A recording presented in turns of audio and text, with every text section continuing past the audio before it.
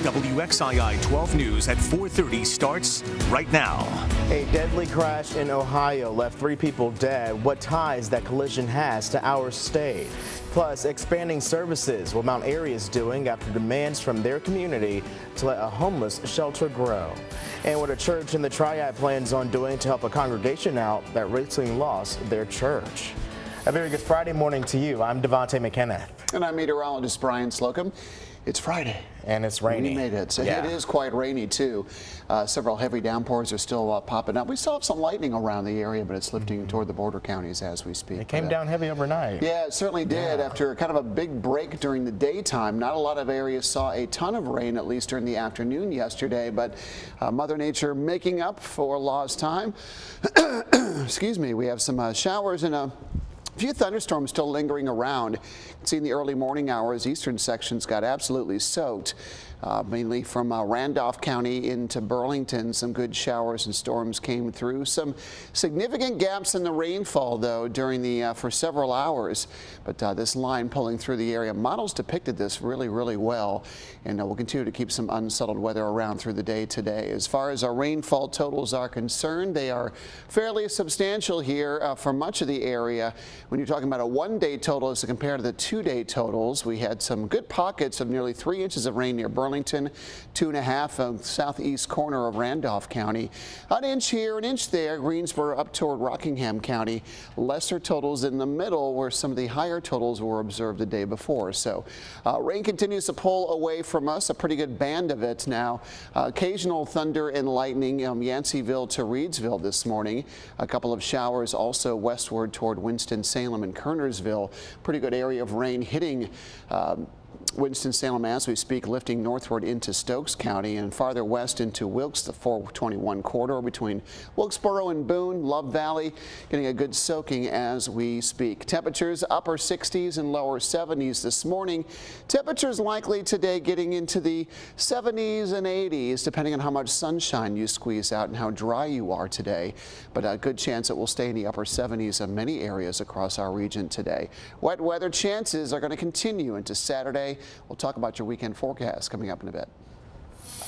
4:32 new details from overnight. 3 people from Clemens have died in a crash in Ohio. They were all inside an SUV when the driver hit a semi-truck head-on yesterday morning. 2 of those passengers died there at the scene.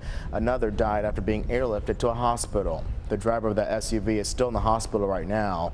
No word on what condition they are in, but the driver of that semi-truck only had minor injuries.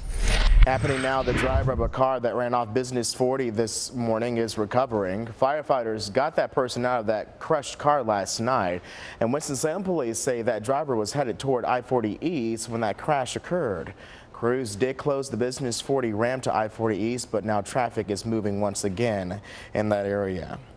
A vote next month could easily decide whether a homeless shelter in Mount Airy will grow. The Mount Airy Board of Commissioners voted on a measure last night to expand that shelter and form a committee to work with Shepherd's House. About 2 weeks ago, you might recall, the commission voted against rezoning land next to that building that could have been used for expansion. And this after hearing concerns from residents. Shepherd's House Board Chairman says the residents are important to the growth of that shelter. We are determined to find a way to have a complex where we have more than one building. We need this board to help us, and we need public support. The Shepherd's House representatives say they are working on expanding their services for the upcoming year.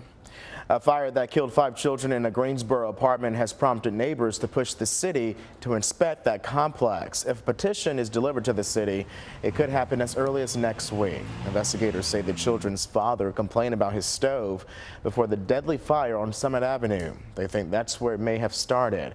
Inspectors say that apartment was up to code. The city of Greensboro is now offering free burial plots for all 5 children. No word on what caused that deadly fire quite yet.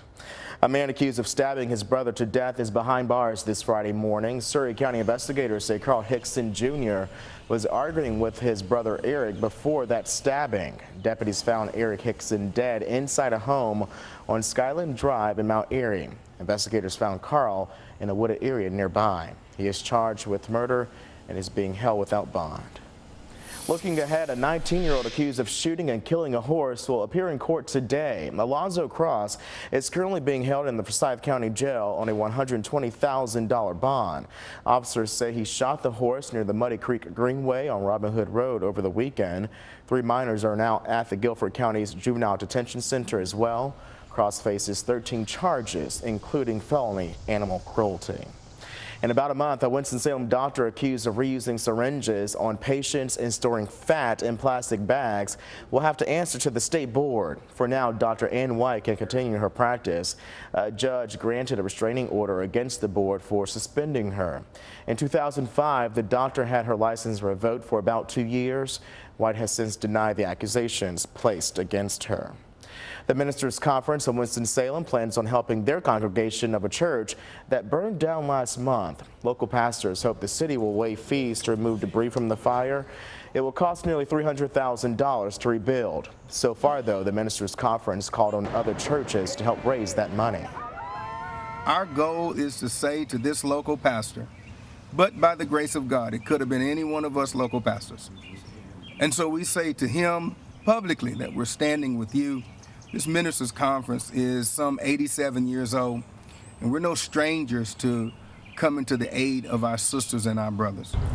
Organizers are planning a worship service and fundraiser for the congregation on June 3rd at the Greater Church on Lansing Drive in Winston-Salem.